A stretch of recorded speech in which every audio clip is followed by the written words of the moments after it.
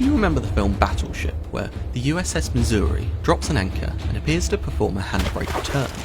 Well, there's a boatload of artistic license in use there, and the reality of anchoring large ships is somewhat different. Let's use this modern anchor as an example. It's a stockless or patent anchor and comprises the shank and the flukes.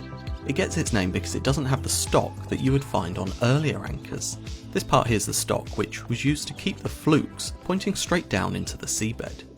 The stockless anchor just uses a spread at the end of the flukes to stop it laying the wrong way. It lays flat, and when force is applied, the flukes bury themselves into the seabed. The seabed itself is critical to any anchoring procedure. Specifically, we're concerned about the nature of the seabed.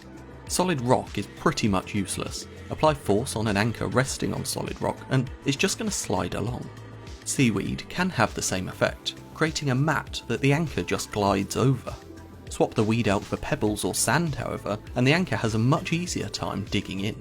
For the very best holding power, what you really want is something like soft mud. Anything that makes the bottom nice and sticky. Not only is the anchor itself going to dig in nicely, but the chain leading towards the anchor is going to get a good grip as well. That part is critical, because surprisingly, with massive ships it's not actually the anchor that holds them in place, it's the weight of the chain. The anchor is simply there to hold the end of the chain in position. It allows the chain to lay flat along the seabed before rising up to the ship. In this diagram, there's no force on the ship at all, and the anchor chain is just going straight down, running along the seabed to the anchor. We actually call it up and down, and it tells us that the ship is quite happy, not applying any weight to the anchor chain. If the wind or current starts to tug the ship backwards, the chain stretches out. As it starts to move, we get light weight, which increases through medium weight to heavy weight. These are all terms that the crew use to describe how the anchor chain looks, so that the bridge team know how much force the ship is applying to the cable. So, with the chain under heavy weight, you can see that it's stretched out at quite an angle. The anchor itself is just keeping the end of the chain in position, and the sheer weight of the chain is what's keeping the ship in position. The curve that the chain makes is called a catenary. It's a physics term that describes the curve made when a chain or a cable is suspended by its ends. As you apply more force pulling the ends apart, the catenary becomes straighter. It's absorbing the energy that you're putting into it. As soon as you stop applying the force, the chain falls back to its natural resting position. So, when the wind and the current ease, the ship stops applying force to the chain, and it falls back to its natural resting position, laying straight along the seabed and vertically up to the ship. If there's a sudden sharp tug on the ship, it doesn't snatch tight on the anchor chain. The chain gently lifts a bit straighter, absorbing the energy of that sharp tug. If the catenary wasn't there and all the weight was on the anchor alone, a sharp tug would likely break it free from the seabed.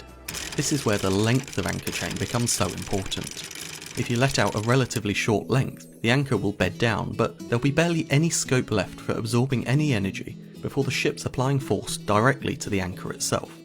If instead you let out lots of chain, it's going to take a huge force to pull it tight before breaking the anchor free. But if it takes so much force to pull the anchor free, how can the ship ever get its anchor back? Well, when the ship isn't applying force to the chain, the windlass on the forecastle can quite easily start to heave. The ship uses its main engines to drive towards the anchor as she heaves. Eventually, she'll be in position directly above the anchor, continuing to heave on the chain. The end of the shank lifts, levering the flukes out of the seabed. The anchor is away. Now it's just a case of continuing to heave until the anchor returns home, with the shank safely inside the hawse pipe. Within the hawse pipe, there are powerful jets of water to wash the anchor chain as it's brought home. When you see water running out of a ship near the anchor, that's all it is, just the anchor washer running. Following the anchor chain into the ship, we can see the machinery at work.